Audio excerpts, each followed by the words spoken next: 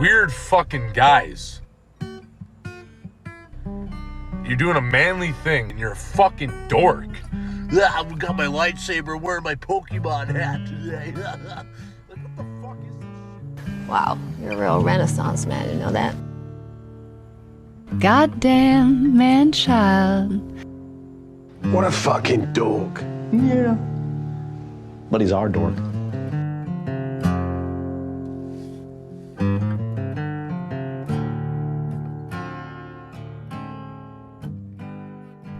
This is not for children. Apparently not. Good morning, John. What's up? Not for adults either. No. So today we long waited. I mean, I am... You're excited? Dude, I'm hard as a fucking rock right now, man.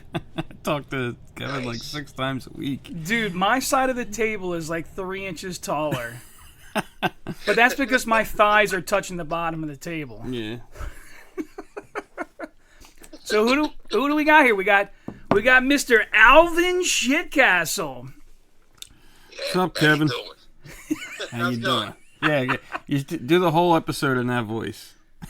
Yeah, I'll try to hold on to it, John. Nah, you don't have to. So we talk about Kevin from time to time on the show. Yeah. Alvin. We talk about Alvin from time to time on the show. Because me and him talk a lot. But he's a pretty creative guy. He's basically, you're a scientist, right, Kevin? Yes, sir. All right. And he also is a musician, a content creator, an artist, and just does all around a lot of shit. He's got his hands in a lot of pots.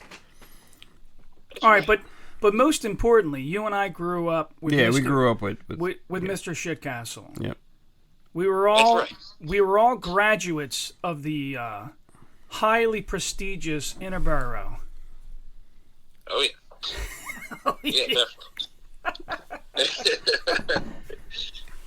All right, so listen, I'll say this because there's like this weird. So when I knew Mr. Shitcastle, we were 2 goofy kids in art class drawing demonic, very grungy style, music-inspired art.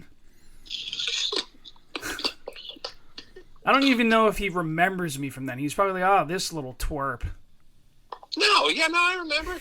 I don't remember a lot from Interborough. It wasn't the best time of my life, but yeah, I remember that. Yeah. Art class was one of the highlights of that whole place. Yeah, I agree. Who did you have for art? Essery. Yeah, I had him. Well, everybody. He didn't particularly like me, but... Yeah, he likes everybody. That's how he Miss likes Krista. you. Yeah, maybe. Well, he really liked if he knocked you in the shin with his cane, yeah. I like that. That man was awesome. Yeah.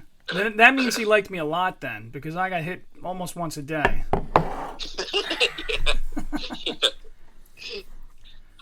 So he's great. He had the look of a garden gnome. Yeah. Yeah, I miss that guy. Me too. Is he still? Nah, I think he passed away. He's oh God, I'm sorry. Let's he's start gone. off the podcast with that. I'm sorry. Oh, that's cool. It happens. Yeah, man. Yeah, We're all headed in that direction. Yep. that's right. Yeah. All right, so listen, let's get a little timeline going here. Why are we so excited to talk to you? I mean, you're a creative person, you're musically gifted, artistically gifted, but you also are kind of a weird dude. Yes. Like you're an artist, but a scientist? Yes. Yeah, I came out to Colorado after the band and just went to school. I actually put off going to school because of the band. So after that ended, I just went to Colorado. I was like, all right, I'm going to school. But it was supposed to be for something like art. I actually went in for English, and then I was like, okay, this is easy. I was doing really well at it, but I was just like, I've always been terrible at, like, I always told myself I was bad at math, so it held me back from doing a lot of stuff. And then I was like, if I really just focus on this, it's actually a challenge, So yeah, that's how I ended up on this track. Huh. Yeah, he's got a pretty full, colorful kind of story from, like, you know, his, like, origins here in this area, then being in the band, and then traveling out to Colorado, going to school. You opened a art gallery / music venue, and then when did you got in the ethnobotany thing, like, early on in life, though, right? Like, that was a thing that just interested you from out the gate, that, you know, you kind of was something you kept to yourself, I guess, to some extent, right? Yeah, no, that happened in Tinicum. Actually, in like the 3rd grade, we went on a little like sort of like kid outing it's called now John Hines National Park. I don't remember what it was called before that, but we went on an edible like plants like walk, and you know, I guess I remember the proctor, I wish I remember his name. I've been trying for years to find his name. But he pulled a few fruits off a tree called a sumac, and you know, we're all kids. We're like, poison sumac, and we're like, this man is going to die in front of us at any moment. So it was really cool. So it was shocking, and then we all tried it, and it's like, oh my god, it tastes like lemonade. And then you know, this all spurned from you know, pulling things out of the ground, and you know, you have those wild onions that grow in everybody's yard. So, you know, we pull it up, crush it, smell it, you know, as a little kid in the yard, and it smells like an onion. Is it an onion? And it's like, yes, it is an onion. So, you know, you get things in your head like, are there potatoes down there? You know, like, is everything out there? We just had these cultivated versions. And the answer is kind of like, yeah, really. So it all started in Tinicum in the what do you call it? The playground. All right, so let's get to the real serious questions here, because let's admit, we won't go down the political hole, but let's be honest, the world's coming to an end real soon, and the rest of the nation's all going to gear up and collect a lot of guns and try to rob as many supermarkets as we can. But dear old Alvin Shitcastle is going to be on the side of a mountain eating mushrooms and sumac, and he's just going to survive off the wilderness. Oh yeah, I'll be naked with a full beard, smiling. Yeah. No guns needed. Just not you know, at all.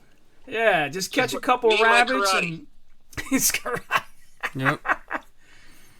Oh man, that's awesome. You know what's funny is I watched that show Alone on History Channel, and it's really quite fascinating, because it seems to me the guys that can forage and hunt usually do pretty well, and then obviously building a shelter and a fire is just as important as survival. But it seems to me like my big weak point in existing without civilization is definitely foraging. I have no clue. I'm the guy that would be over here chewing on poison ivy and like, you know, yup, my throat swelled up and now I'm done, you know? Yeah, well, there's a quick way you can get around that. There's certain plant families that have characteristics that all have something to do with each other. It's almost like, you know, you have a family in town and they all have one weird eye, and you can always tell, oh, that's a, you know, Smith or whatever. You know, like, and like they all members of, say, like the Mallow family, the Malvaceae family, have distinct characteristics where if you see any one of the hundreds of species of that mallow, you know it's edible. I mean, the only member of the mallow family, for example, that isn't edible is the cotton plant, and there's just zero chance you're going to go in the wild and find a cotton plant sitting there and then mow down on it and die. Huh? You know. So I mean, there's tricks. You know.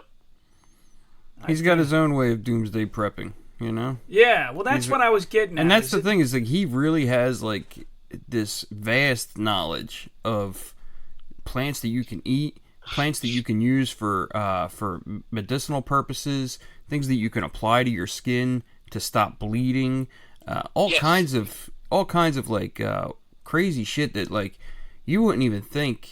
You know, like we take so much shit for granted, just, you know, out in the world. We don't even think about this stuff half the time. In Delco, we go to the store and get Neosporin, or we take ibuprofen, or we destroy our liver, or we take way too many antibiotics, or we Take painkillers because our back is slightly hurt. Kevin is like a MacGyver of plants. Yeah. Yeah. Alvin Shitcastle.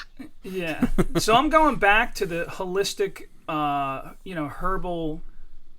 I don't know. I'm trying to find more about that. So that's why I was really interested in what you do, particularly because I kept thinking, dude, listen, everybody knows my story. I'm a recovering addict. I don't want to take pills no more. So if you tell me that chewing on, the tree bark over there is going to help me out a little bit, I'll give it a shot, Yeah, I mean, a lot of these things are based, a lot of the medicines we find in the store, especially over the counter, are based on plants you have in the wild. Now, I don't have much, encounters with willow anymore, but growing up back there, willow is the plant where aspirin is derived from, and it's been used for, over 1,000 years for pain relief.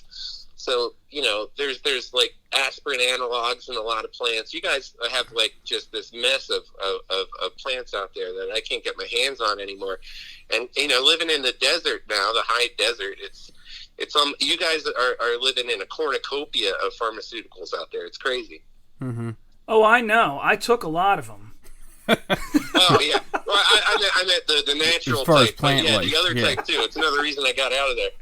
Yeah, I know. I'm just busting balls. But I mean, he's got as far as that knowledge goes, it's really useful, and he has for people that don't know, and if anybody's interested, he has a website. It's called Pull Up Your Plants. Yeah. What's the full address of that, Kevin? Just so we can plug it real quick before we start talking about some more of the grittier stuff. Yeah. Sure. Yeah, it's pullupyourplants.com. I appreciate it, guys. And on YouTube, I have a channel. I'm going to be expanding with a lot of interviews. That is at Pull Up Your Plants. So yeah, I've been doing it for 5 years now. It's just starting to take off. I'm actually doing I got my first paid gig March 30th, speaking for Colorado State University Extension. We're going to be talking about a lot of the common plants for our yards out here that are useful, and not only useful, you could stick them in your face and all that stuff, but they have like crazy backstories going back thousands of years. Because before like the internet, before like the printing press, there would be like one book, like say like Dioscorides writing like Materia Medica, things like that, Pliny the Elder, that had been in wide use by like the proto-medical, proto-scientific community for like 1,500 years. Huh. And some of these plants that you step on or rip out of your yard are mentioned in things like the Quran, the Bible, things like that. And especially in South America, I mean, there's music attached to these plants. They have like whole like histories of like use in cumbia and mariachi, where you're just ripping them out of your yard, not even thinking like the importance that plant has between itself and yourself. I mean, they have cultural importance in certain parts. You were telling me about the amaranth thing and how people, blood was spilled over this plant. It's crazy, Oh my God! Like the history of it. Yeah, dude. And you can pop their seeds. They produce these seeds in mass, which makes us hate them so much because they pop up in our garden everywhere. It's like, what the hell is this? But you can like collect those seeds also in mass and pop them like popcorn, and it's a complete protein. A complete protein. It's not like say like corn. You have to mix it with or beans. Any like Poaceae family member, which is a grass family member, you'd have to mix with like beans, legumes, in order to make a complete protein. This is one of the few plants that has all the amino acids you need to build muscle. And not only are its seeds edible, but its leaves are edible, and it's really important in like say like Jamaica or India, where in Jamaica they call it kalaloo. I know I'm butchering that pronunciation, but yeah, we're not going to argue with you. Taboo plant, man. It allowed me to geek out for a second and say that among the Aztec, they would use it in ceremonies. It was a huge important food grain, sure, but also in ceremonies. This is where it gets problematic with the historical record, but the conquistadors had accounts of them mixing blood with it and making these huge effigies of Huitzilopochtli, these gods that they would have, and they would eat it. And it was so uncomfortably close for the Spanish missionaries to like a sort of like devilish sacrament. You know what I mean? Where they're like, they're like, these people are obviously worshiping the devil, and they would kill these people in mass, like under the guise of, hey, we're going to check out your ceremony, let's watch it, and then just lock the doors and just massacre these people. They outlawed the cultivation of it, according to some sources, and it's hard to get like a 100% this is the truth, because in war there's two sides, and both sides have it out for each other, so you're going to have bias either on either side. But what is true is like that plant has a huge bloody history behind it, for sure. Yeah. I mean, I like popcorn as much as the next guy. I can't imagine killing anybody over it, but Yeah, but I mean, like, if someone's insulting your God with your food, I guess that's where it gets hairy. People tend to get real mad when you insult their fucking God. You know? I mean, that seems to be a recurring theme. Yeah. But I guess like just so people understand, like I'd say that Shitcastle is probably one of my closer friends, if not one of my closest at the moment. Like probably for the last year or so, we probably talk a good 6 times a week. Yes. And about everything, like anything that I'm geeking out over, things that he like. Obviously, you can bring up the word plant, and Kevin could talk to you for hours about it.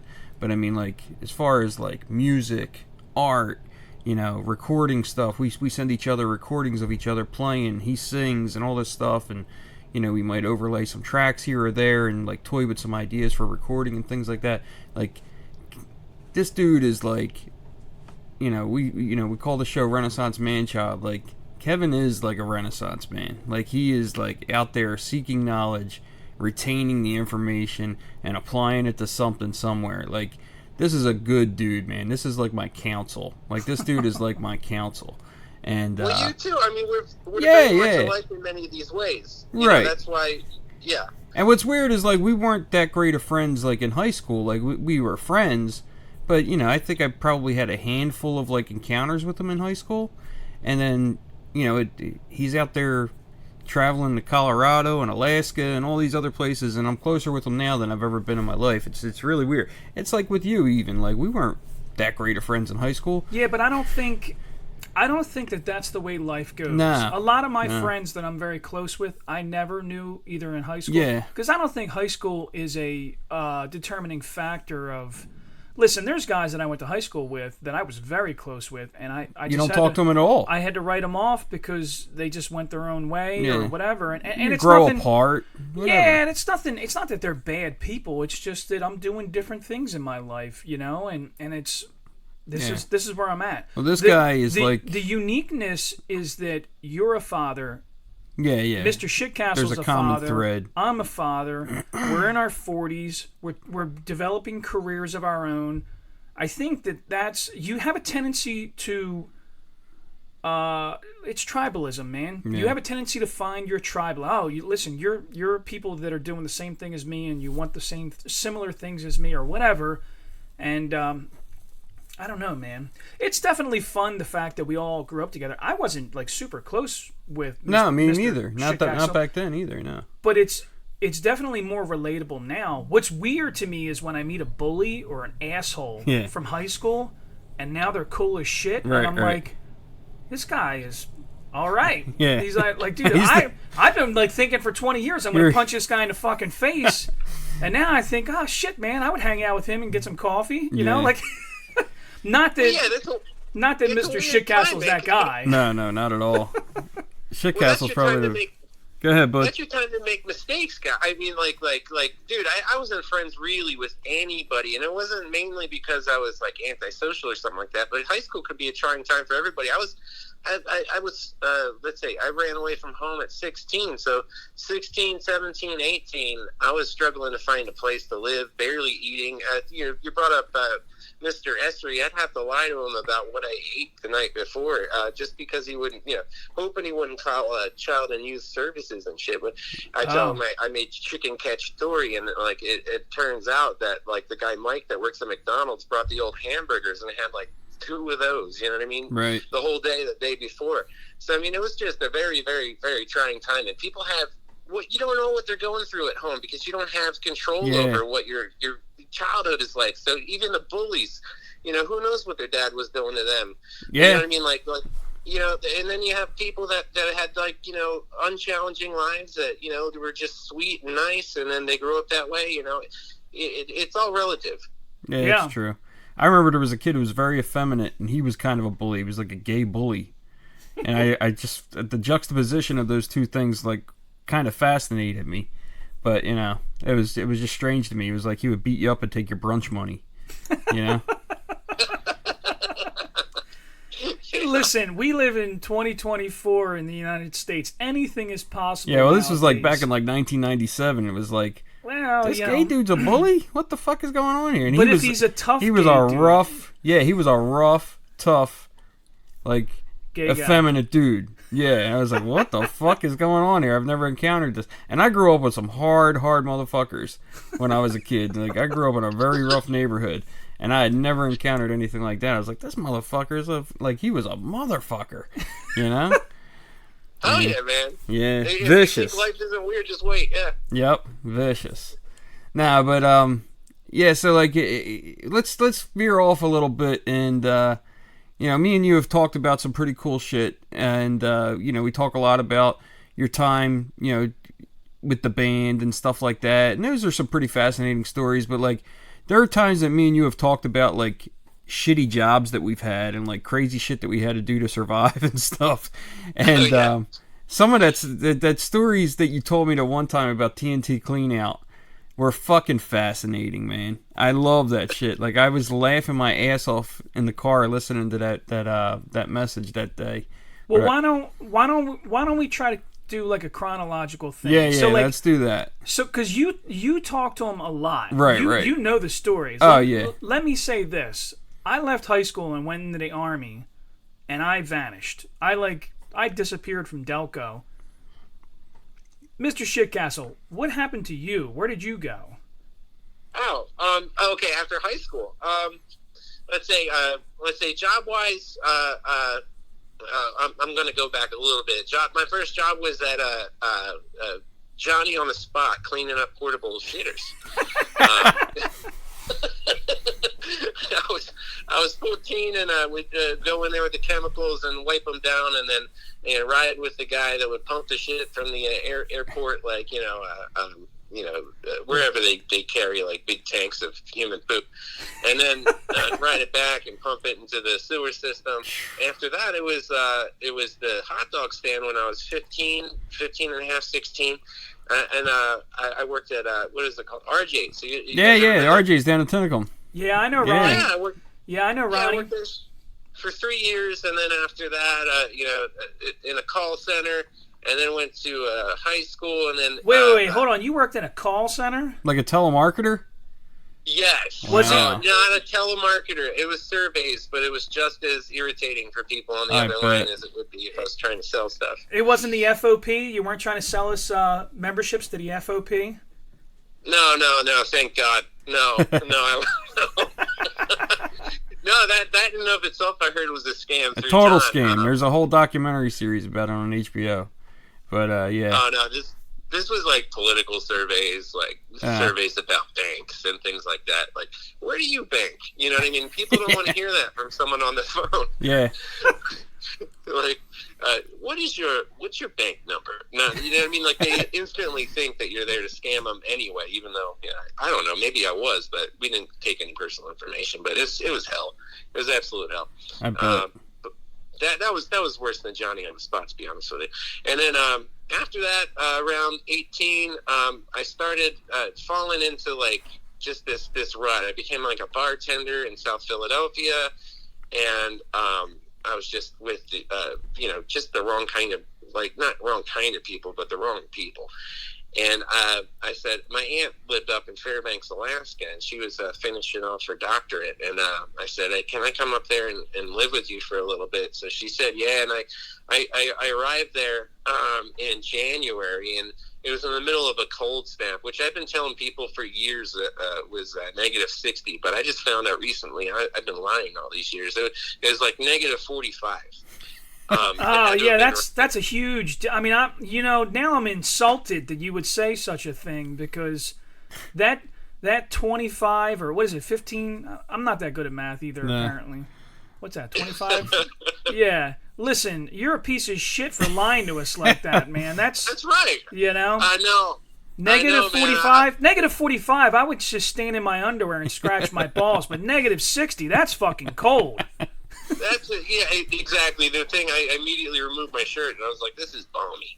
No, it was hell. I mean, like, there's a different word than cold for something that's below negative 30. It's something else. It's just some sort of like acute pain. I don't know what to call it, but it was one of those things where like your breath would freeze on your eyelashes and little globes, and then all your boogers would freeze, and if you accidentally bumped your nose, the icicles would stab you inside of your nose, and then the blood would freeze and things. That's wild. So you basically lived inside of a man-made structure for a few months, because I can't imagine you wandered outside too often. No. You don't want to be outside for more than 5 minutes. And then I moved down to what do you call it, Anchorage, and worked at a pizza place. Worked at a pizza place in Alaska. How many people could say that? So listen. I gotta slow you down because you guys are friends and you're talking fast. Because like to you, it's like, yeah, no shit, man. I went from South Philly being a bartender with a bunch of Italians. I assume that's the people you said were bad people, Italians, because you know they're rough. Between me and you and I, yeah, I know. Yeah. I'm just picking on a new group of people this week to insult. You know, last week it was probably another ethnic group or maybe sexual preference. I just want my listeners to think that I'm a total worthless piece of shit. You know? Chris has like a bucket list here, like a checklist with each group, and he checks one off every week. He goes, "All right, I got them." I'm just curious, how good was the chicken parm? Because I have yet to try the chicken parm. Chicken parm. I don't know. I've been driving around with a half-burnt Italian flag on my car. There you go. You know. All right, but all ball busting aside to the Italian people, because they are good people. I mean, most of them. John, you're one of them. I'm one of them. You're one of them. You're one of the good ones. Oh yeah, John. Okay, they're good. But sincerely though, you grabbed your shit and jumped on a bus or an airplane and was like, I'm going to the opposite side of the country, to basically the border of Russia. He's got some wild stories too about Alaska. Like, yeah, and that's the thing, is like, we don't realize that Chris is kind of the audience here. Yeah, he doesn't know all your stories. You know, like he doesn't know my stories, the intricacies of it. So because it's, you know, like it's. I think this is the beauty of it though. Yeah. Like Kev jumped on a. How did you get there? Plane, bus? How did you get there? Yeah, my aunt helped me with the plane ticket to get up there, and she was in school. She had no money, so it really, really was an awesome thing to do. So I flew there, and the first thing you're met with is this stuffed grizzly bear that's like, 15 times your height. You know, it's like, oh my God, these beasts are this big, and it's incredible. But, one of the things you're not prepared for is not only the cold, but the darkness. The culture. It's like the culture is much different, yeah. So that was going to be my next question, is about, was there any like culture shock to, I mean, you came from a very aggressive place. Yeah. Philadelphia, Delco, whatever. It's a, highly congested, very aggressive. We're not known for being courteous and kind to each other. And then you went to a place that was probably very different than this. So, I'm curious about that. So listen, about the same time, I flew to Germany and lived there for 2 years, and I fell in love. I would love to go back to Germany. Right on. Yeah. Just because of people's demeanor and society in general, or what? Well, so downtown Frankfurt was very similar to downtown Philadelphia, only people were a lot nicer, and it was like this European spin on like modern, like I was used to Philadelphia where everybody was aggressive and just, man, fuck you, get out of my way, and and in Germany it wasn't like that, and it was just a different vibe, like a different atmosphere. And the food was good. I'm a big fan of food. That's why me and John probably get along so well, is we love good food. But every time I went to a new place, it was just fascinating to me. I'm a people guy. I like meeting new people from different places, and Alaska is very high on my bucket list of places I'd like to go. Now, Kevin, would you say that he would want to go there, or would you recommend against it? Well, Alaska is two different places depending on what season you go in. And in the winter, which I highly doubt you're really like talking about going there in winter, all of the tourists move out. And then you're left with people that, are coming from generations or even worse, like just flew there and lived there full time to get away from this or that. There's some great people up there, and I do miss them. The culture is strange. The lifers, the sourdoughs that live there full time, some of them want to be away from society for a reason. For instance, I ended up at a Nazi party by accident up there. I mean, there's enclaves, man. There's some really scary enclaves up there. Yeah. So you have separatists, you have like all kinds of people, almost like the new America frontier. Where people want to go out there and practice their weird way of life without being bothered by the rest of the world. And then in the summer, it's just amazing. It's beautiful. It's lush. There's frogs. I couldn't believe frogs live up there. There's just like blueberries all over the place. Just moose that are. Think of what you think of a moose, how large a moose is, and double that, because that's how big they actually are. And you get have like grizzly bears wandering around a few yards out. You're like, oh wow, that could kill me any minute if I walked up to it.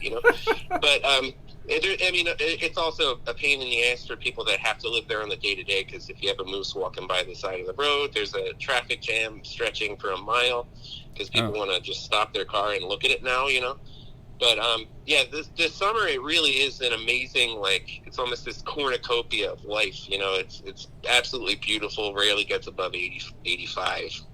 And it's light all the time. It's the exact opposite of the winter. The winter, yeah, the winter's like nonstop darkness, right? Yeah, oh my God, that was the worst part. Yeah, it'd be like 40 below, you can't leave the house, and it's been dark for like 3 days. I mean, maybe like duskish for a minute there, but right. Yeah, the winter solstice sucks. I mean, for people that like the sun, it's not so good. Yeah, well, you need the sun, Yeah, I mean, they take vitamin D supplements. You have to plug your car in so your oil doesn't freeze. Jesus. Yeah. That's wild. Yeah. Yeah. So, when you were on your way to the Nazi Enclave party, did you have, your acoustic guitar with you? And, you were ready to... I did. I didn't use it. I found out that Nazis really like Metallica, Yeah.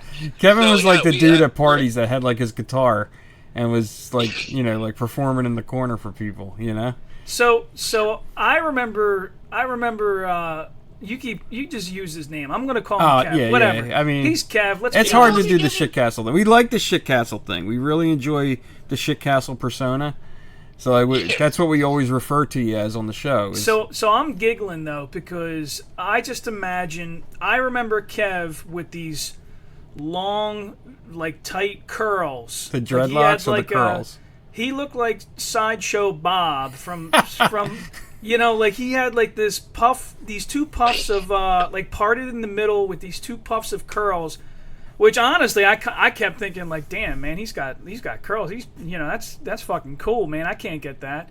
But then I imagined this hippie-ish, goth kind of kid with dark curls showing up to a Nazi rally. Oh, dude. In his flannel, hey man. Oh, it was exactly like that. It was just as awkward as you're making it sound. That's the funny part. They were like, "Hey, come over here. We got some buzzers. We're gonna fix that hair for you." Yo, I was terrified, dude. Really, honestly, because you don't know anybody up there. And, I was at a regular kind of get together, getting to know the locals, and then this one guy says, actually said this. He's like, "Next week there's a hippie party." I was like, "A hippie party? Oh, that's something else. Let's go to that hippie party." And then we drive, and then. We're driving, and this guy, his name is Rocky, right? And we're driving, and we get stuck in this mud, and we're like, oh, this isn't good. This is a big, old beater Buick, a boat, and it's just stuck in the mud. Because, when everything melts, everything just gets, mud, and it's just a common thing. So, we're like, oh, he's like, oh, it's only half a mile up the road. We're like, all right, great. So, they'll pull us out. We get there, and it's kind of like the opposite of a hippie party, because it's just basically this trailer with hundreds of people with a giant Nazi flag and a band Jesus. singing songs that I'm not going to repeat. And I'm like, oh my God. Yeah.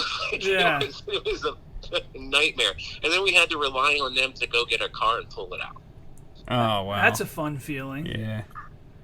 Oh, no, man. I gotta put you're like, man, I need to put all of my ideals aside and kind of rely on a Nazi here to get my car out of the mud. Dude, I didn't even do it. I mean, like, talk about, like, the weird guy at the party. I was elsewhere. Yeah. You were like from another dimension. Yeah, no, I went somewhere else. Like, you were like a honestly, Trekkie walking into like a Civil War reenactment. Dude, yeah, but even more like sinister and like the devil's here or something. They're like, wait, where are you from? Philadelphia? What? Don't them people live down there? Are you a Jew? Yeah. I bet, dude. You know what? With the dark hair and the curls, my God, they probably did think that. That's crazy. They kept eyeballing them. Horrible. They were like, dude. Hey, we'll be back. We gotta go get this Jew out of the mud. What bank do you own, huh? You took over the world. That's crazy, man. That would be scary as shit. Like, half of these people were wasted, so you're just waiting for one of them to pick a fight with you. And next thing you know, nobody wants to fight like 12, Nazis by themselves, or you know what I mean, or at least get their. Who wants to deal with one belligerent asshole on a regular basis, let alone fucking 20 of them? I mean, I'm a military guy, and I used to be a bit of a scrapper, so that sounds kind of fun to me. But I am 42, and that would be crazy. I probably don't want to deal with that now. Dude, all right, so that's another difference between Philly and out there. Out there is so many ample places to hide a body. Well, they'll never find it. Right. It's almost like John Hines National Park. There's mob bodies all over the place out there. Talk about Alaska, where you walk 10 minutes and no one will find you again. Yeah. Right. I mean, this is the. They'll probably leave you in the woods somewhere, and a bear will come fucking eat the body or something. Who knows? Oh yeah. Like you're basically living in like an ecotone, right? Like it's like where two civilizations kind of overlap with each other. You got the wildlife and the civil life, and the wildlife's going to win sometimes. That being said, is there extremes up there? Like so you met that side of the extreme, but are there other like more I guess like left leaning or I'm drawing a blank on how to explain like actual hippie, like what the hell's that called? I don't know. Like Bohemians? Oh, like Bohemians. Yeah, like is there more people up there like that you like did eventually find, or? I found some like a tight group, circle of friends that were just kind of outdoorsy, awesome people. We just like camping and like firing guns off, because that's one of the things you got to do every half mile or so when you're walking through like this brush that's really, really dense, and there's bears that like to sleep in these things, so like you fire off your gun every half mile or so, and like gun culture out there is completely normal and honestly needed if you're going to do anything outdoors. As far as there being enclaves of different like sects of people that are like hippie-ish or left-leaning, I have no idea, because they keep to themselves, like that. And that's a good point. I was with some Nazis, and that's not to say everybody up there is a Nazi. It's just separatists of all flavors, man. Yeah. What about like diversity-wise? Did you meet any natives or I forget what that culture is up there. Eskimos? Yes. Are they Eskimos? I don't know. Are they Eskimos in Alaska? There's the Inuit, and a lot of people. It's really kind of like from a person-to-person basis, from what I understand, is whether like to be called Eskimos or whatnot. But I did. And that was one of the. Is Eskimo like calling somebody like a midget? Like they don't like that. They'd rather be called little people or something. Is that offensive? Is that like offensive, calling somebody an Eskimo? Kind of. It's just like everybody else. I mean, like if they prefer to be called an Eskimo, they'll let you know. You know what I mean? Like sort of thing. It's a person to person thing. People have different experiences, and some of them are like, "Hey, I've been called this my whole life. Why are you going to change it on me now? Now I have to adapt to your way of calling you this or that." It's a pain in the ass. That's kind of I get that. But I mean, like people's. I did meet a lot of like an unfortunate there is a certain amount of palpable racism towards the Native communities up there. Just they get stipends, so they don't have to work. I mean, but they're not like where you can live on it and be, like actually survive. Yeah. And then there's people nobody's hiring them. So it's just like this kind of like toxic soup of like that just breeds alcoholism in some cases, and it's sad. It's sad. Just the people I talk to, they're so used to disparaging these guys that it was just kind of like, oh, these are facts, and not like this is my warped perception of another group of people. It was weird. Yeah, that is pretty sad, man. Yeah, what's crazy is like believe it or not, despite all of the shit talking that I do have a heart, and I do think that you look at your common man and you think, dude, what the fuck, man? Like, what? Yeah. Yep. Why are we fucking shitting on these people so bad, man? Yep. I don't know. Let's not go down that rabbit hole. That'll turn into a political. It's crazy. debate. I mean, like he has such a full kind of story for his life, and like. You could sit here and you could talk about Alaska for an hour. Yeah. Then we could talk about, owning the club in Colorado for an hour. We could talk about, being in the band for an hour. All that. So, like, he's just has so much life experience and, like, moving around and stuff like that. It's like, he's a really fascinating guy. Well, I mean, that's why we wanted him on. Because I think at the end of the day, he's a friend of ours, but it's also... Where have you been for the last 20 years? So let's continue with the story, John. Stop interrupting him, man. You're all good, man. I appreciate that, John. I really do. Yeah. And it's likewise. You guys wouldn't have a podcast if you didn't have like interesting perspectives and lives yourself. I mean, but this is your thing. This is your jam. You're inviting people to talk to, man. I'm happy to do it. You need it sometimes. You need to have like somebody come on and kind of break up the monotony or whatever. I need a good sound engineer. Kev, do you know any? Because I could really use some help here. I'm kind of a moron. I'm with you. I just kind of do it until I find something that works. And if I'm sure this is going to work out fine. Well, luckily, on a techie level, I recorded all these channels on separate channels, so I can kind of tweak your audio a little bit. Because right now, in my opinion, you sound very tingy. Like, it definitely sounds like you're on a phone. Oh yeah. Well, yeah. What a coincidence! I am. Yeah, no, it's all good. So where'd you go from Alaska? Is that when you went to Colorado after that? No, man. I came back from Alaska and ended up getting involved with 13 Even. Oh, you went to Alaska before the band. Yes, well, he said pretty much right after high school he did. Oh, I had a whole section of the story mapped out a different way in my brain. Yeah. I thought it was yeah. No, so then you came back and you just... were in 13 Even. So are you okay with talking about the band? I mean, I can chop the audio out if you don't want to talk about it. No, that's fine. No, that's fine. It's just like I have in my notebook here on the top that says you need to get a job soon. So I'm going to make sure.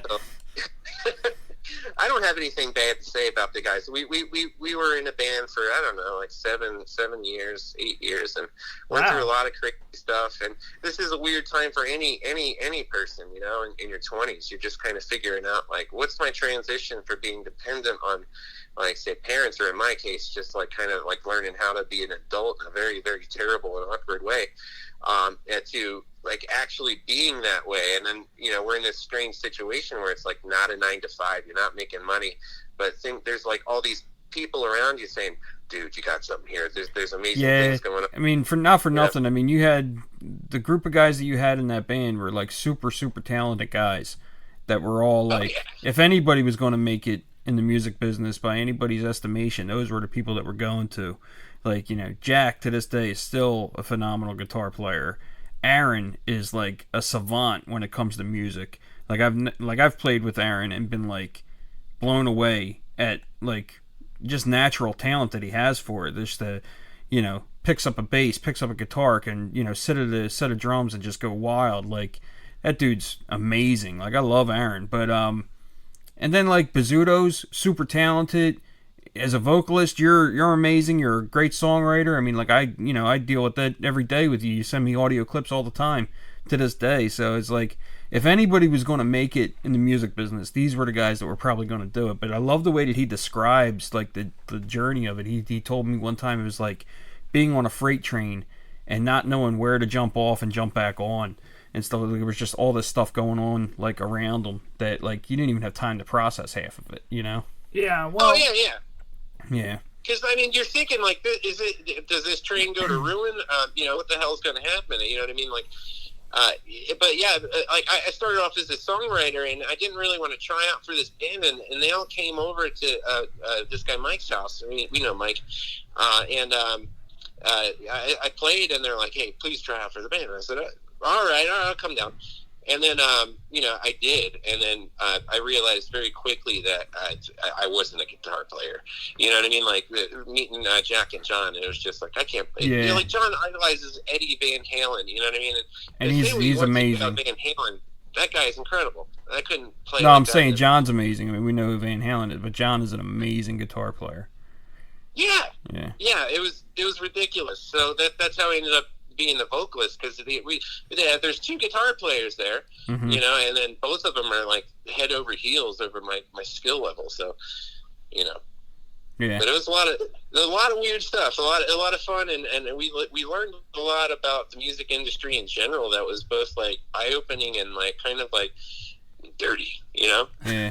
To this day, I still talk to Greg too. Like Greg, and I was always amazed at how like, I was like, I used to talk to Greg in high school and stuff like that. I would have never like imagined he was that talented of a drummer. Like that dude knows his shit, man. Like he's amazing.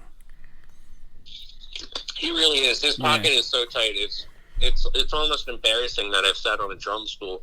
Yeah, he's really good. But So let me say. So I've heard a little of the story. But basically, you guys were a garage band and then started doing shows. Yeah. We started in our great friend Debbie's basement playing, and then I was kind of like the guy where like there's a certain amount of insecurity now that I lost my guitar. When I couldn't hide behind it anymore. The guitar provides a physical barrier between you and an audience that's either going to hate you or not, So like I'm like, all right, I got to do more than that. So I started hustling and going downtown into Philly, going to the clubs that I went to see shows at, dropping off CDs, talking to them, and finally we get gigs outside of Delco, because there's not really a lot of places you could play. We play backyards in Delco, but there's not like really like any music venues aside from say like Tom and Jerry's. But that actually came later. We started playing in Philly, and we started at what's that place? They changed their name. That one where Nirvana played at. Oh my gosh. The Truck? Anyway, it's a small bar. Do you know, John? Pulsations? No. It was we never played Pulsations. That was like before your time, wasn't it? Are you talking about on South Street? On South Street, yeah. What the fuck is that place called? Yeah, I know. Oh, Jesus. I want to say like my BJ's or something like that, or something on what the Brownies or No Brownies. no. My problem is right our next first to gig there, in ain't Philly- I think it is. I think it's like next to Brownies 23. I don't know or the something. name. I can't remember the name of it. I but can't I know remember either. It's a little theater there, right? With the old school like theater billboards out front of it. What the hell is it called? The TLA? Oh, that's the TLA. Yeah, that's the TLA. No, that wasn't our first. If that was our first gig, we'd be in. That would be amazing. It was another bar up the street, but our first gig was a place called Doc Watson's, and that went pretty well, and just our shows just started going really well, and we started like kind of cutting our teeth in a live sense. And I found out like after I got over the fear of playing in front of people that, dude, I could do whatever the hell I want. This is fun. I could surf on a table like, and at that time I had so much frustration. It was just like this conduit of just absolute rage and insanity where, you have to go day to day and just keep it all inside, but you have this like 45 minutes where you could just let it go. And it was just kind of like this space where it was okay to be nuts. which I felt like constantly. So the band was really a great vessel for that, you know. So in the beginning, when you first started playing, was there any kind of like I would imagine that once you started getting the attention and you climbed on the stage, like you just mentioned, there must be like some kind of high about getting social acceptance. You went up there and played, and everybody enjoyed your music, and they're cheering you on. Was it kind of like addictive? Like, oh shit, I want to do more of this? Or well, yeah, yes and no, because like it was almost like a release, like kind of like when you get into a fight and like you get hit and you don't really like feel it until after. Do you know what I mean? It's like adrenaline. Yeah, that adrenaline masks a lot of those things, like where you get this, like I would be like kind of like scared in the beginning, but I realized after a while you harness that feeling and those chemicals in your chest, all that cortisol pumping through your blood, and you unleash it like kind of like a fire hose towards the audience, and they tend to really appreciate that. You know what I mean? So like it's like that nervousness really can serve you if you harness it well. So yeah, I mean, to a certain extent it was addictive, but also I don't know, like kind of like right now I have this like sort of like mental saying in my head where it's just like I don't want to escape the life that I have. I want to make a life not that I don't want to escape. Do you know what I mean? So that band was a way to escape things for me. And I could see how that could get addictive for somebody, especially someone that hangs their hat on like, I want to be accepted. I want people to like me. Do you know what I mean? Because then you'd be like, this is the only way I could do it. And now that this band is gone, I have nothing and nobody's going to like me. You know what I mean? Like that could really be detrimental. But thank God I didn't get that drug. Well, the only reason I say that is because I watch a lot of documentaries about other world famous artists, and a lot of them seem to have that same. Once the music dies away and the audience kind of fades a little bit, it seems like their only identity is being a member of this band or this famous actor or whatever. And it's like, I think you do get addicted to the lifestyle, and it's like, I don't know. Like I always talk to John, and I often like thought about your predicament at that time in your life, because I struggled with this idea of being like a famous artist or a comedian or whatever, and you think to yourself, like, there's two roads to go down. The old fable of the devil and the fork in the road. And, like, which road do you want to choose? Do you want to be a wild and crazy fucking artist? And like, you can't have a family and be a wild and crazy fucking artist. It doesn't work, you know? So, you know... Oh, you mean the lifestyle and all that stuff, like getting wasted and like, you know, like... Yeah, raising hell. Yeah. I mean, that's kind of like a side effect of it, and I think that's one of the reasons why you see even with people that never hit it off and made it big, and to a certain extent, I'm almost happy that it didn't happen to me. But like, and then you'll see that sometimes they'll just be like dating people that are way younger than them. It's almost like they're trying to hold on to that period in their life, like it never stopped, and there's still hope or something like that. But it's such a the life, I mean, like, I'm a musician and artist, you're a musician and artist, you know what I mean? Like, I don't know if you're a musician, Chris, but, like, you just are. I mean, you don't have to have the lifestyle or success that comes with it to call yourself that. There's nobody at a desk that's going to hand you a contract and officially make you or ordain you an artist. It's just something that you either are or you're not, right, yeah.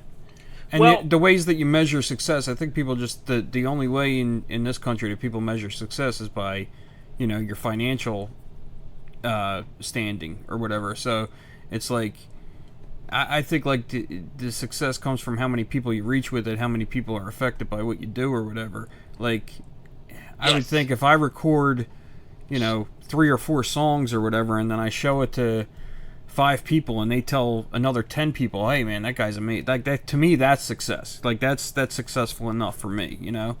Well, I'm not much of a musician. I can read tablature and play that. I can mess around and pick a couple notes. But I mean, I remember watching Aaron when I was in high school play, and I thought, Jesus Christ, I'll never be like that guy. Yeah. You know, like there's Dude, no fucking I'm 44 way, years you know? old, and I don't know if I'll ever be like that guy. I mean, he was just so natural at it. Yeah, it was You know? it was pretty impressive to watch. And I have family members that can do that. But on the artist side of things, that's where I thought I was gonna, you know, I had an ego about it. I was the kid. I literally thought like, well, dude, I'm one of the greatest fucking artists this world's ever seen. You To some extent, that's a good. You should suck my dick. That's how fucking great I am. To some And extent, you like all that's a owe good me- thing to have. That But it leads you to disappointment. well, so psychologically, Yeah. it turned into this thing in my head where, like, well, you need to be eccentric and you need to be outlandish and you need to raise hell and you need to be just completely wild and experiment with drugs and you need to fucking just do whatever it takes to just continue to create artwork until you're discovered, because these people obviously don't know how fucking great I am. Right. And it's like this whole ego. But to me, my story is a crash and burn. It's like, dude, it didn't work, and that's not really what I wanted. I've always longed for what I have now. Right. And like this idea of success, like you said, is, you know, I'm still pretty ambitious. I think the weird thing for me is I turned off my artistic side for a very long time. You know, like I don't think that I did anything very creative for probably a decade, and it wasn't until, you know, I still don't draw, but I take photos. You know, I do this stuff. I do like goofy videos. Yeah, but I mean that. What's the word for that, Kevin? I think you told me the other day what it was. I was saying something about how like I don't draw that much right now, and I'm really not into it. But you know, polymath. A polymath. That's what it is. A polymath. It's like somebody that has a lot of knowledge in different things and can apply it, but it's like, I guess, like you turn it on and off with certain mediums, I guess. I don't know. Yeah. But that's where I'm at right now. Is like all I want to do is play guitar. I don't really want to pick up a pencil or do anything like that, you know? Well, I think... Yeah, well, you know what, like with Chris, like, I guarantee that you never turned off the artistry side of it. There's got to be creative solutions. You just, like, kind of turn it on and put it towards, like, say, fixing cars, finding, like, creative solutions for that. Of course, if you fix someone's car in a creative way, or, you know, and ask them to suck your dick, I'm sure that's a bad business practice. You know? But, I mean, like, you got to have some sort of, like, there's artistry in everything you do. You know what I mean? It's just some people apply it all the way to music or this or that. I mean, I apply it to my daily work as a chemist all the time. It's just, you know, you find creative solutions for things. It's a different type of music. Well, for me, what I've noticed, and especially now that I'm allowing myself to be more openly creative, at least in my mind. In my mind, that's the way I see, especially doing the podcasting and trying to be a little more social about my creative side, you know, because it's always this insecurity of like, you know, am I really that good? Am I really good enough or whatever? But I guess the point is for me, I guess I learned how to tame the beast, you know? I can be creative and still have my family. I can have my cake and eat it too. I just need to know that there's limits to... You don't have to be a wild, eccentric artist, you know? You don't have to be that. There's no rules. There's no rule book. You really that says, only have to create for yourself. Is really all you really have to do. Yeah. I think... Yeah, I think using both sides of my brain are, which is probably where you're at, Kev. I mean, it's very scientific, but it's also very creative, and it's seeing the space in between and how to connect it. And I think that that's where I'm at in my life, is you can be both, and you can have this new perspective on it, you know? Like when I create things now it's more geometrical, it's more mathematical in proportioning. It's, you know, things have to work. I'm losing my mind because the audio quality of your audio. I think, but that's fine. that's my thing. That's what's wrong with me. Is that's how I look at my art. Is how can I make him sound the best that he possibly could? Right. You know, and you know, I think that's the, like he said, that's how I create. Yeah. And there's no right answer to that. And to say, like, I would be opposite. Say, I record music all the time, but I record my vocals on these shitty little earbuds with the built-in microphone.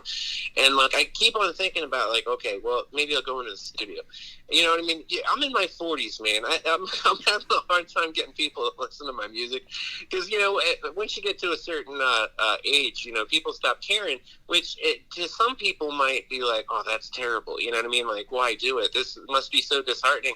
But then it also lends a lot of like freedom to it. Nobody gives a fuck what I'm going to do. I could do anything. It's almost like waking up in the middle of a dream once you like get the right attitude about that. You know, like, so like for instance, I'm working with John Bizzuto right now, and I might actually go into the studio. But part of me is like, oh my God! Now that I spend money on it, I'm gonna want people to listen to it. And like, no, I don't. No, I don't. I could just do it for fun, and then just let it ride. You know what I mean? I think of the people that like I love the most. Like Norm Macdonald is probably my favorite comedian of all time. Yeah. But to me, like, Norm Macdonald entertained himself for however long he was doing it and just let people watch him do it. You know what I mean? Like, who do you think was more amused by Norm Macdonald more? By, you know, like, most people would, like, kind of, like, be like, oh, shit, I can't believe he said that. Norm Macdonald's laughing his ass off the entire time. He's just entertaining himself. But I also think, as my dad once told me about cars, he goes, there is an ass for every seat. Mm-hmm. So you may not like this car. That guy may not like this car. Might be somebody out there that's the fucking greatest car ever created. And I think the same thing for our podcast. I think the same thing for Kev's music. You know, honestly, the moment you said you and John are working on something, I thought, holy shit, I would love to hear that. You know? You sent me that scratch track that you did, and that was pretty fucking amazing. But. So I'll be honest, Kevin, and I feel kind of stupid being a guy from Delco, but I think it's because I lived in a foreign country for the years when you guys were popping, is I did not even know about the band 13 Even. I didn't know about that until I met a mutual friend of ours, you know, and he started telling me about it, and I was like, holy shit, where was I? I was drunk and stoned. That's where I was. I was in a bar pretending to be a fucking Irish gangster. I remember going, I've only ever seen them play live once. And that was at Tom and Jerry's, and I guess that was at like the tail end of it. And I remember going in there, and I hadn't seen Kevin in fucking years. I think I was like in my mid-20s or whatever, and I hadn't seen Kevin since high school. Dude, do you want to know my latest like weird fantasy? Like, if I did play the lottery and I did win the lottery, what would I do? Yeah. You'd buy fucking Tom and Jerry's? I would buy Tom and Jerry's. It just needs a little revamping, and I think it would be a great little comedy club / like venue for music. I mean, around here, as far as live music goes, if you're a local musician, it's kind of a godsend for a lot of people. I mean, like, I went in there yesterday, and every fucking seat at the bar had somebody's name reserved at it. Because they were coming to see some band, AM Radio, at Tom and Jerry's, which is like an older group of, you know, I think it's like a woman and two other dudes, and they're like in their 50s, and they just play like old songs and shit like that. The whole fucking place was reserved. So see, Kev, that's your spot, Tom and Jerry's, man. You'll have a bunch of old people lined up around the bars. Oh man, you know, dude, like that was one of the reasons I was like, I called it quits for the band. It's not because of Tom and Jerry's. Tom and Jerry's was awesome. Yeah. But like once we kind of took like touring off the table because people are starting to settle down and stuff like that. Touring was the whole point. You know what I mean? For me, it's like if I'm putting off going to college, you know, I want to see the country. You know what I mean? And once we're, you know, we did well at Tom and Jerry's, but once we sort of like cut the flowers and put them in a vase, which is my metaphor for it, like kind of being like we're going to be the Tom and Jerry's house band, and realizing that we could pack out this bar. You know, it's going to dwindle over time, but right now we can do it. And at any time I can walk in there and get free drinks. I mean, this is just a recipe for like disaster for you, right? Yeah, to be close to home and have a place that you can get wasted every day. You know? Yeah. I don't even need money. Yeah. You know, I'm like, this is going to be bad. Yeah. So it's just like, I gotta do something else. So that was kind of towards the end there. You were like, all right, I think. Did you guys ever get like offers for contracts or anything, or? Yes, we did. We were offered a development deal. Well, it was kind of like a weird $10,000 advance for To record the album and then pay it back. to record the album through Roadrunner Records, and actually we were picked up by Strong Management, which I had great respect for.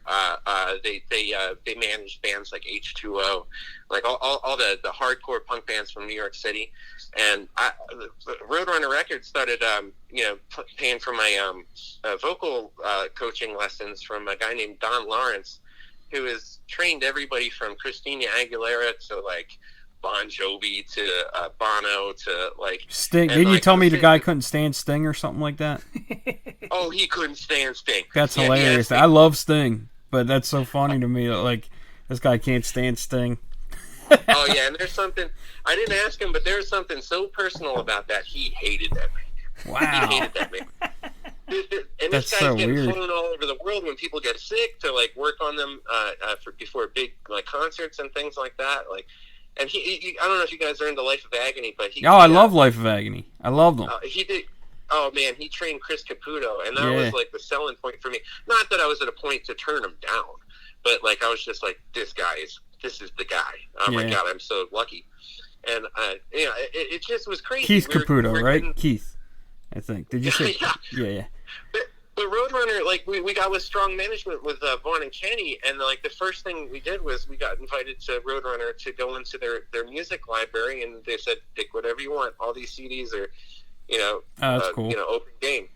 And they're like, this is the first, you know what I mean? We've never, like, picked up a band and had them bring us to a label to, like, pretty much, like, take whatever they want. And then Nickelback came out. Yeah, yeah. And that was a Roadrunner band. Yep. And the whole demeanor at that place changed, like, overnight. Because now it went from being, like, the metal label to being, like... And not that Nickelback was, like, as poppy as they are now then, but it's definitely a departure from what Roadrunner was known for. Nah, even then, I think they were like. But I'm saying, like, they weren't. What would you call that? Like grunge pop? Like it was like MMR kind of rock, like the kind of like radio friendly kind of rock. Yeah. Like radio friendly hard rock. Me higher. Isn't that one of our songs? That's Creed. That's Creed. Whatever. Same bullshit. Same bullshit. This is the band that likes the way they slap their ass. That one. Yeah. Terrible. But that was later Nickelback, I guess. Right, but I think like the first album has like songs like "Leader of Men" and shit like that. But even still, it's not fucking Machine Head. It's not Sepultura. Like that's what Roadrunner was. Oh my God. Yeah. And Life of Agony and things and Life like of that. Agony. So yeah, exactly. Fear Factory. We were all over it, and then we actually turned down that contract prior to Nickelback coming out, and thank God, because pretty much everybody that we knew that was in that sort of farm, that Relapse Records farm, or not Relapse, I'm sorry, Roadrunner farm, was pretty much shelved. You know what I mean? Like now your contract turns into a $10,000 loan that you have to pay back. Right. Even though So thank God we couldn't afford that. Yeah, a lot of people think like musicians are just like these rich guys that just get the tour and shit like that. They're really kind of working off the money that's been fronted for their recording contracts and stuff like that. It's really not that glamorous of a life. It's like everybody thinks it is. No, and it's super, super weird because like once you're getting looked at by a label, like people smell money, and then we're meeting with lawyers and these like high-rise like. Didn't you tell me one guy like the lawyer's decision to like, I don't know, to pursue anything further with you guys was based on whether or not his 10-year-old son liked your music or some shit like that? That's crazy to me. I was just about to say that. Okay, go ahead. You say it then. Forget that I said anything. I want to hear you say it. Yeah. Basically, we're in this we're high up in the air in New York City, in this amazing this guy's obviously rich, and I think this is when people started smelling money, and people wanted to meet us, and his decision was whether or not he was going to sort of fund this project was based on his 10-year-old boy, whether or not he liked our music. Could you imagine that? Think of my daughter's 13 and she likes music. Well, but I would hate if it hinged on her decision. But that's the reality of the way things go is the demographic you're going after is 10 to 18. Right. So, like, I would understand why that guy would think like that from a business standpoint.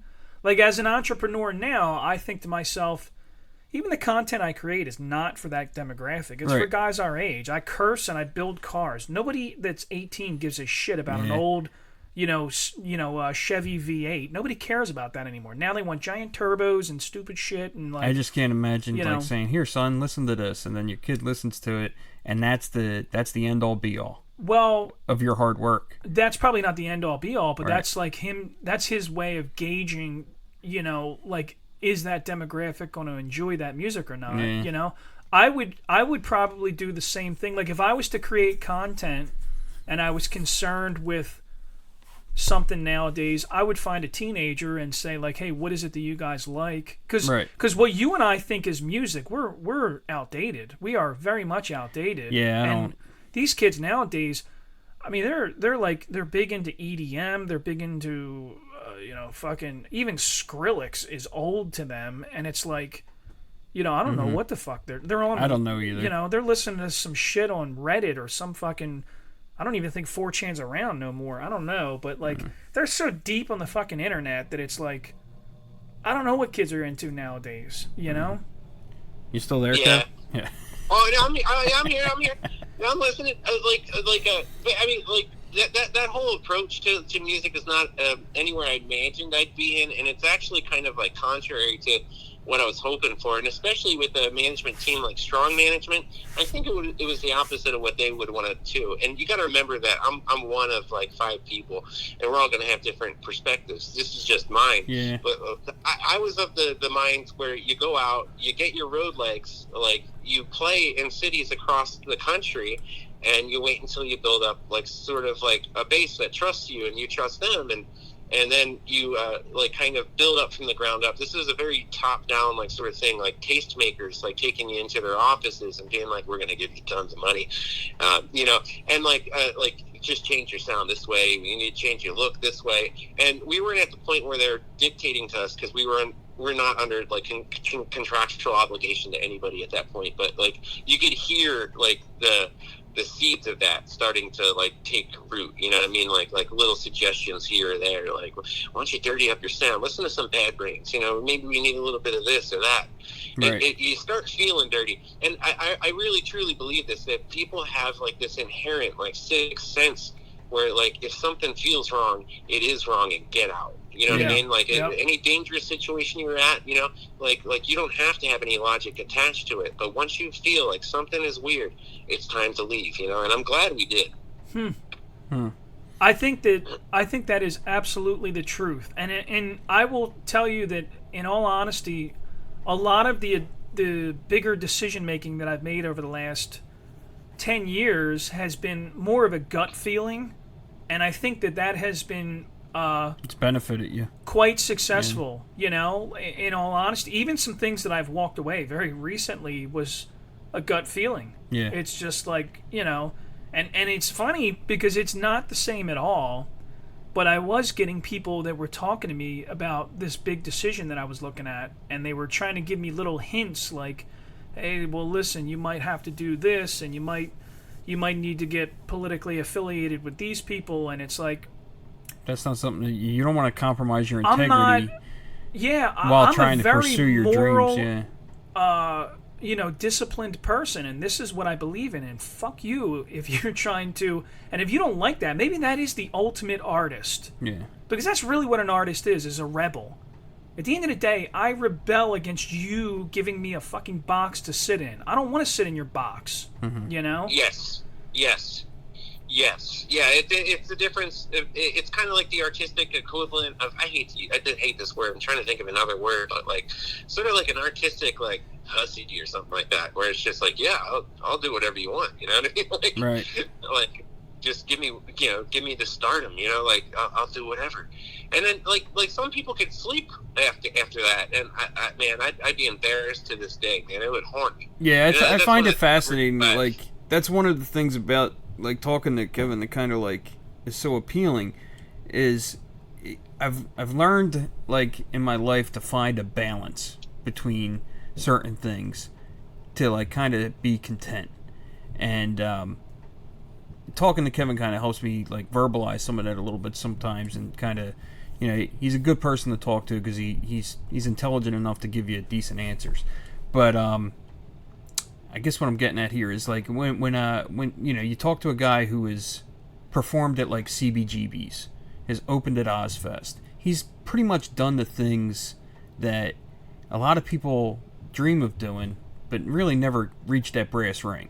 Yeah. You know what I mean? And then you say, which would you rather have? Would you rather have the life that you have now, or would you want that? And he hands down every time gives the same answer. Yeah. You know? Like, I want what I have right now. I want my wife, I want my son, I want my job, you know, I want the contentment of life. I still have the freedom to be creative, and, you know, he knows how to just create for himself, you know? So I just think what I always wanted is exactly what you guys have. I mean, like, I actually have nightmares, like, where I wake up and, like, I don't have my wife and kid and I'm in this band still. And not that it was a bad thing or a terrible, traumatic event, you know, but it's just that lifestyle was just like, you never knew it was coming. So many things were out of your hands, and now, you know, being able to make decisions like for your future on your own terms, that's where the real success is. That's what the dream is right there. right. You know what's interesting that you just mentioned that is that it's not a dream or anything, but it's like this, there's definitely this panic of like sometimes when my wife and kids stay at my mother-in-law's house too late at night and I'm in this house alone, I'm very uncomfortable. You know? Yeah, I don't want to be in this house alone. I don't, you know, dude, I bought this fucking house to have a family in it. And, you know, like, listen, I'm a little fucked up. Yeah. I have PTSD and fucking strange mannerisms that are from traumatic things that occurred in my life. But the goal was always to have a happy family, you know, the kids, the wife, the dogs, the house. That's what I wanted. I ultimately really did want that more than the fucking drugs and the, you know, crazy art, you know, eccentric artist. I mean, do I want to be validated that I'm a good artist? Of course I do, but not as much as I want my family. Right. And that is when I started prioritizing and realizing that this is what I want. Dude, is bad. The worst fucking day that I've ever had with my kid was probably yesterday. Dude, my son took a massive shit in the fucking living room. What? Dude, like he had no underwear on and just fucking mud butted all over the carpet. And I'm telling you, I lost my fucking mind. But that being said, I would rather be cleaning up his shit out of the new carpet that we put down when we bought this house than sitting in my shithole fucking apartment that I was passed to on the rent, electric, and every other fucking bill that I had. Yeah. I'd rather be cleaning up his shit. Yeah. You know? You gotta be grateful for what you have. That's it. Yeah. You know? So it could always be worse. You know? You don't know what everybody else is going to, like, if you're comfortable day in and day out, you can pay your bills, people love you, you got something to take care of, and you got something to go home to, you're better off than a lot of people, you know? And you know, like, Chris, you touched on something like where, like, you have past traumas, like PTSD, things like that lead to, like, certain eccentricities that you have in your own life. I mean, I have the same thing, but once you, like, get a life where you create your own stability, you create a life where you don't have to run away from it and, like, choose, like, drugs and alcohol to, like, kind of escape. To a certain extent, and I hate saying this sometimes, like, I'm almost thankful for all the terrible things that have happened, and like, because I'm a person born of trauma as well. I'm thankful almost to a certain extent for the things that happened, because if every one of those things, if they'd happened in a different order, a different way, I wouldn't be exactly where I am right now in the house I am with the wife and the baby I have immediately now. So, like, it'd be the most selfish thing in the world to look back and be like, I wish this didn't happen to me, because if it didn't happen to me or anybody, you know, like the life that you should be grateful for right now wouldn't even exist. Well, you know? so I usually tell people. So I've met guys that we went to school with, and some of them are like you said, there's some of these, at least from my perspective, they appear to be people that never really experienced quite a bit of trauma or struggle, and they're not bad people. They're actually very nice people. They're just, I call them normals. They're just normal people that just like woke up and did life and everything worked out. And I think that there are other people, probably mostly artist types, that need to bounce off the walls before we eventually know where the walls are. You know what I mean? Like, yes, I didn't realize, and it's not a wall like a confinement. It's just that like you need to know your limits. I found my limits and realized that my comfort zone is right here in my house, drinking coffee with John. My kids are upstairs playing, probably breaking shit, and as soon as we're done here, life will commence and we'll be happy and we'll go for a little hike in Ridley Creek State Park or wherever, and everybody's happy, But it's yes. But I'm loving my life nowadays, and it sounds to me like you are too. And despite all of this crazy shit that we've been through, you're right. I don't know. It's so hard for me because it's fucking painful to think about, and I'm scared to death for my kids because of the things that I experienced, but I'm trying to prevent bad things from happening to them, but I'm also trying not to push my fear on them, so yeah, it's a fucking fine balance, man, because I'm crazy. Well, no, allowing them to have, because they're going, you can't protect them, and why would you want to, from every pain in life? These are the things that make us stronger.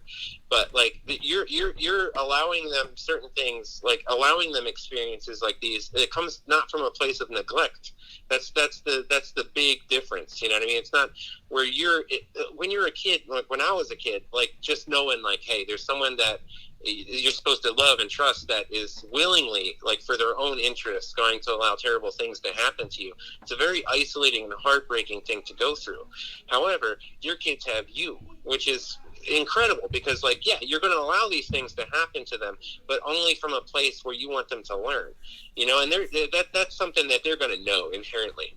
And you touched on something else where you mentioned where people like the normals or whatever that you call that have nothing bad happen to them in their life. Well, I'm glad they exist, honestly, because if everybody had traumatic experiences, like say like we did or whatever, the life would be hell. It would literally be hell. Everybody would be going through, like, it would be nuts. And you're right. A lot of these like traumas, like you hear comedians all the time. A lot of their comedy comes from like trauma, and this is the way for them to deal with it.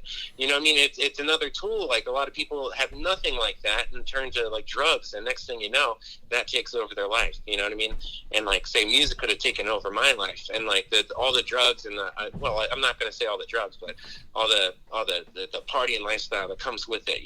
That could have been a trapping that would have happened. But here we are. But I'll say this to pivot a little bit. I feel like there's some comedy in you too, man. Because he's hilarious. When we look at the commercials, I fucking die laughing. I really sincerely do, man. You see what I'm saying though about this dude? Like, it's an all-encompassing conversation. But I think comedy is exactly what you said. Listen, I'll be honest. Robin Williams was always my favorite comedian, and then the way he tragically passed, I understood. I didn't like it. It wasn't like it's, you understand, so it breaks your heart, but it's like I also get it. Like I tell jokes because, yeah, man, there's a lot of things that I'm fucking scared to death of, or I'm still holding on to a lot of resentment about things that occurred, and it's like, it's an easier way to try to justify. In fact, I was really upset a couple days ago, and you know what pulled me out of my little miserable... I almost didn't want to record this morning. I was like, dude, I'm still like recovering from this bad cloud, But one thing that helped me out is I reached out to a friend of mine, and I just made a joke via text message. Something I thought it was kind of stupid, but he died laughing. He was like, that is the funniest fucking thing I ever heard. And you know what? Changed your whole perspective. My day got better. And that's why I do what I do. And I don't always win. There's a lot of times I tell jokes and I'm like, "Oop, I fucked up. I shouldn't have said that." Trust me, there's plenty of times that I fucking open my mouth and then regret it 10 seconds later. I'm so glad that you finished that the way you did and not the way I thought for a second you were. And I texted him a joke and he died. I'm glad you added laughing because I thought that's what happened at first. I'm like, oh my God, and you're podcasting right now? No, he's quite healthy and okay. He's another dad that takes dadding very seriously, and that's kind of how I surround myself with people that I don't know. It's not about being a family man. It's about being having integrity. Like Kev, I respect you because I see what you're doing. John has told me your story, and I think here's a man that has a belief and he follows his belief, and that's most important to me. I don't care what religion you are. I don't care what social things you subscribe to. Just believe in yourself. That's really it. Yeah. Do the right thing. That's what I tell my son. Because I say you're smart, you're sweet, you're strong, you're brave, and you're good to your mama. But when I explained to him what brave is, because he's at the age where he doesn't know what these words mean fully. But brave is just doing the right thing, even though it's scary. It doesn't mean there's a lack of fear involved. It's being able to do the right thing, even though you are scared. Absolutely. Absolutely. Yeah. I for fun, I won't go too deep into this hole, but for fun, sometimes when I meet the hard right and they know that I'm a veteran and they want to talk shit on transsexual people and they're like, what's so fucking brave about them coming out? And I'm like, let me tell you something, buddy. Have you ever been scared of something? Mm-hmm. And they're like, and I'm like, yeah, no, it's okay. You can admit this right now. You ever been scared of something? You ever been afraid? Yeah. Now keep pushing. Go through that fear. Because that's all that is. That's what... they are fucking brave. I'll admit it. I'm a veteran. I can say that. I lean conservative, and I can still look at another person and go, wow, they're overcoming something that scares the fucking shit out of them. I did podcasting because I was so deathly afraid of being public about anything about my life. But this is a bravery for me. Now now you hear me. I can talk to the fucking wall, but... Yeah. That's natural. Your podcast has a cadence. It's natural. It's not like you're coming up with some format and you know what I mean. You're looking for this demographic. You guys are being yourselves, and that comes through. I mean, that's one of the cool things. And you mentioned the politics of things. So I think we're kind of missing listening to other people's perspective. We're just closing ourselves off and listening to these people that tell us all the things that we think, and we amplify it. And next thing you know, this insular group, your thoughts are getting more and more perverse. And people call it extremism, I guess. But I think it really is just kind of you're in a fishbowl and nobody's cleaning the water, and you're just taking in all this shit. You know what I mean? Getting more and more toxic yourself. It's great to hear other people's perspectives. It always is, and I always keep it in mind that people aren't just vicious. That if they have different perspectives as mine, they just have different life experiences that led them to these ways of thinking. And a lot of the times, people can't look at themselves and be like, there is some ridiculous points in my own credo or whatever that should be examined more. And I think that's important to get. I never just sit there and listen to, I don't listen to MSNBC or any of that bullshit, just cesspool of, people just smelling their own farts, pretty much, It's terrible. Yeah. Or pushing fear. I mean, at this point, any news outlet, it's all bullshit and it's pushing fear. What should you be afraid of next? And it doesn't matter one side of the political aisle or not. I agree. At the end of the day, I just wish people would talk more often, because I love your analogy of the fishbowl. Yeah. Because you know what I've noticed? And I'm a weird person. Listen, everybody knows I'm married to a black woman. I have black children. But I do talk to some pretty outlandish people sometimes that are, very far right and borderline Nazi party members or whatever bullshit they subscribe to. But I talk to them anyway because I do believe that if you take that fish out of that disgusting bowl and try to remove them from that just for a moment and put them in something a little more clear and just talk to them instead of argue with them, just talk to them, you find commonality, you find common ground, and you discover that maybe you're not as extreme as you think you are, And it's not about converting people or turning things over. It's just about people don't even know to be open-minded when they're stuck in their fucking echo chambers. They forget to do it, you know? Mm-hmm. So... Yes. This was a fucking awesome episode, man. I'm really glad that we, I didn't know how it was going to work out or whatever as far as the audio or anything like that, and we, you know. Well, in the beginning, I was a little, you know, so Kev, we have to wrap it up because we're a little over an hour now, and our favorite fan says that we should try to keep him under an hour. Yeah. But I can see how hard that is to do. Yeah, but in the beginning, I was a little, I didn't know exactly where the conversation was going to go either, so I kept thinking like, I mean, all right, where's this going to lead? It's always a good conversation. I mean, he can, you know, maybe talk about anything. Maybe we can try again, and then maybe next time we'll tell some more stories. Yeah, that sounds good. I want to do those TNT stories, man.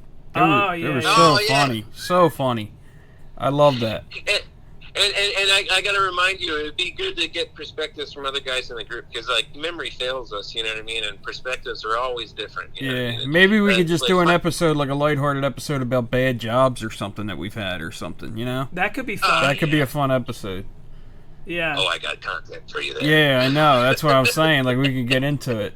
But, dude, and I really appreciate you doing this, taking the time to do it. I know it's like 6 in the morning where you're at, or 7 in the morning at this point, so... Are you going to go to bed now, or are you just waking up? I'm just waking up. I got up before, and I have to get up at 2 in the morning for work tomorrow. So this is no problem for me. And you guys are really easy to talk to. I love your podcast, and keep it up. I'll be listening still. Thank you, bud. Hey, thank you. Hey, one more time, where can people find your content? Well, we know that. Yeah. Okay. Yeah, pullupyourplants.com, and I'm actually on a mustard gas project right now. We destroyed the last bomb in July 22nd of 2023, so my job is ending for a good reason. So I'm going to be spending a lot of time working on that in my transition from this job to whatever comes next. So this is pretty much the light of my life as far as like creative pursuits, and besides my son. You can find my work at pullupyourplants.com, YouTube at pullupyourplants. Yeah. All right. So what about some of your, do you mind if we disclose some of your funnier content or no? Yeah, go for it. So, yeah, whatever. It's out there. Yeah. So what's the, it's an Instagram account, right? That you do the funny commercials? Yes. I think it's Rogue Commercials. I'm pretty sure that's what it's called. And if it's not, maybe we'll put a link in the description because I haven't been out very much. Maybe we can close this episode with a couple of the commercials or something, or open it with it or something. Maybe we could do something like that. We haven't done that in a while. So let's do that. We've aired a few of them like in the past, like here and there. But like now that they've talked to the actual guy behind it, the juxtaposition of like Kevin and Alvin Shitcastle is pretty like funny. Like they're really fucking hilarious commercials that he makes. Like these little, you know, this is what I mean. It's like the comfort level of this motherfucker is just like so. Like I envy it. He's got the fuckets. He's a 40-something-year-old guy, care. And he just does whatever he thinks is like creative or fun or funny. And he just puts it out there, and you know, and it's there for you to fucking enjoy. Maybe we can get Alvin Shitcastle, the character, to give us a goodbye right now. Yeah, why don't we do that? You know, I really appreciate you doing this, man. I'm really better off for knowing you, and I love talking to you. But give us something. Sean. Give us something that Alvin Shitcastle would give us. Like, can you do like off the cuff, like a little commercial for the podcast? Absolutely. I'll tell you what. There's a van down by the river, and inside that van, you're going to find the footprints. Hop in the van and get ready for 5 minutes of the most sensual experience of your life. Dial footprints. The footprints.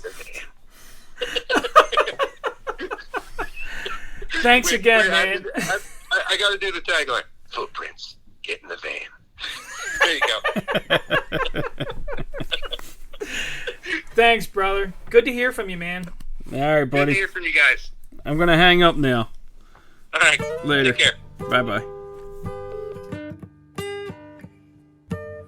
Thanks for listening to Renaissance Man-Child. Renaissance Man-Child is a Yardbird Tuna production. You you enjoyed the show, please like, follow, and share.